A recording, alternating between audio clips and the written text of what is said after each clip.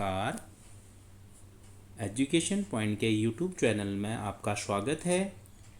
आज का इस वीडियो में हम जो करेंगे गणित विषय की 9वीं कक्षा का कार्यपत्रक 37 जो 4 अक्टूबर 2021 का है।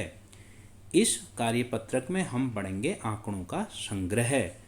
बच्चे आपको बता दूं पहले आंकड़े क्या होते हैं। जब भी कोई भी किसी भी विषय से संबंधित सूचनाओं को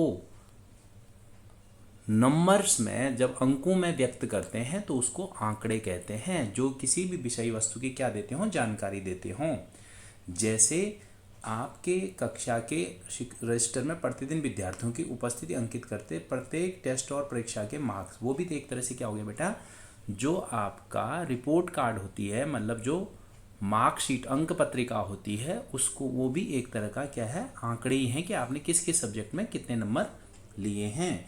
यहाँ पर आपको एक क्रिकेट से संबंधित कुछ आंकड़े दे रखे हैं, जैसे गेंदबाज का नाम, ओवर, मेडन ओवर, दिए रन और दिए लिए विकेट।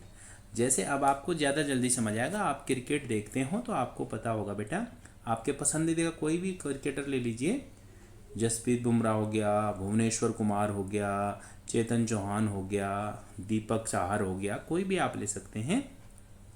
10 ओवर देकर 2 मेडन दिए, 40 रन दिए, 3 विकेट। ये एक तरह से आंकड़ों का संग्रहण करना है।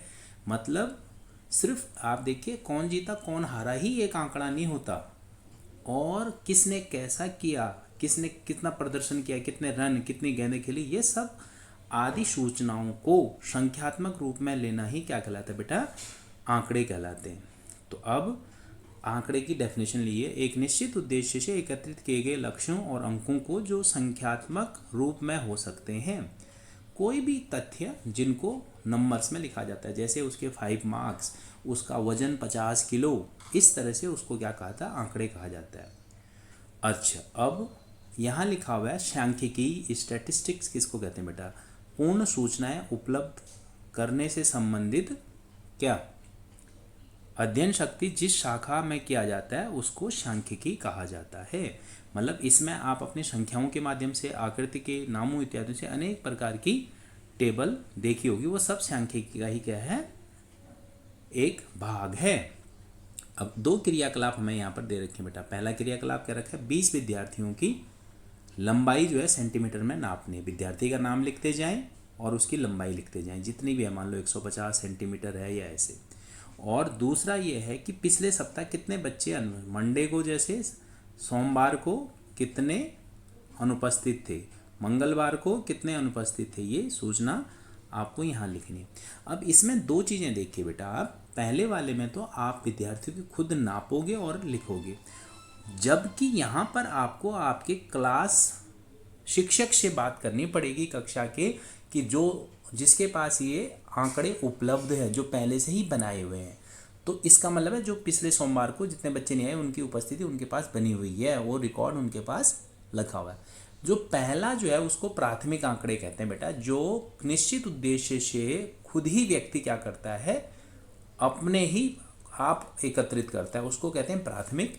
जो गौण आंकड़े होते हैं बेटा किसी और दूसरे द्वारा, जैसे आपकी मार्कशीट, आपकी अंक पत्रिका आपके स्कूल वालों द्वारा बनाई जाती है, और जैसे कोई भी सूचना कोई बाहर से आपने ली हो, जैसे कितनी वैक्सीन की डोज लग चुकी हैं भारत में, वो भी एक आंकड़ा किसी और ने प्रदर्शित किया, वो द्वितीयक आंकड़ा होगा। अगर आप खुद बनाओगे किसी भी चीज़ को, जैसे आप कितने घंटे पढ़ाई करते हो, ये क्या हो गया आपका खुद, आपने सोमवार को इतना किया, मंगलवार को इतना किया।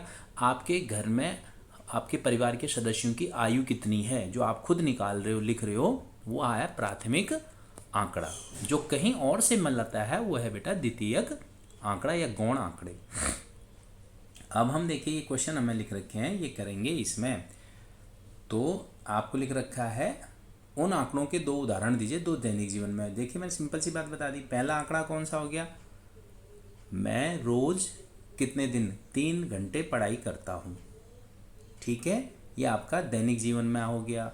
और पापा 5 गिलास पानी पीते हैं रोज, ये भी एक आपका क्या हो गया, दैनिक जीवन में रोज़मर्रा की ज़िंदगी में आने वाला आंकड़ा हो गया। अब इनमें से बताना है कि प्राथमिक और नीचे दिए गए आंकड़ों में प्राथमिक और द्वितीयक आंकड़ों गौण आंकड़ों को वर्गीकृत कीजिए। कक्षा 9 के 10 विद्यार्थियों के जूतों का माप आप खुद नापेंगे। नंबर जो है 5 नंबर है, 6 नंबर है, तो ये कौन सा हुआ बेटा? प्राथमिक हो गया, पहला वाला प्राथमिक। आपके 20 मित्रों का रक्त समूह, ये आप नहीं कर सकते, कोई रक्तदान केंद्र में जाके वहाँ से चेक करा के कोई और प्रदर्शित करेगा, तो ये कौन सा हुआ बेटा? द्वितीयक। आप खुद इसको नहीं कर सकते।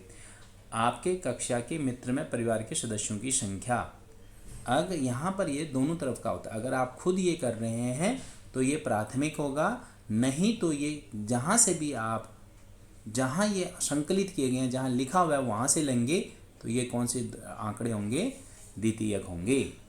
और गणित की परीक्षा में 30 विद्यार्थियों द्वारा प्राप्त अंक, ये भी बेटा आपके टीचर ने आपको मार्क्स दे रखे होंगे, वो सूची बनी हुई होगी, तो ये भी आपके क्या हो गए? द्वितीयक आंकड़े हो गए। और वन महोत्सव के दौरान 100 विद्यालयों द्वारा लगाए गए पौधों की संख्या। देखिए बेटा, ये रिकॉर्ड कौन बताएगा आपको? आप खुद तो कर नहीं सकते, तो कहीं अलग किस किस स्कूल ने कितने कितने पौधे लगाए, उसका कहीं ना ये स्रोत होगा, किसी और ने बनाया गया होगा, उसको आप अपने उद्देश्य के लिए बनाओगे, तो ये भी कौन सा हो गया? द्वितीयक। द्वितीयक मैं आपको बोल दूं, गौण आंकड़ों को द्वितीयक आंकड़ा कहा जाता है।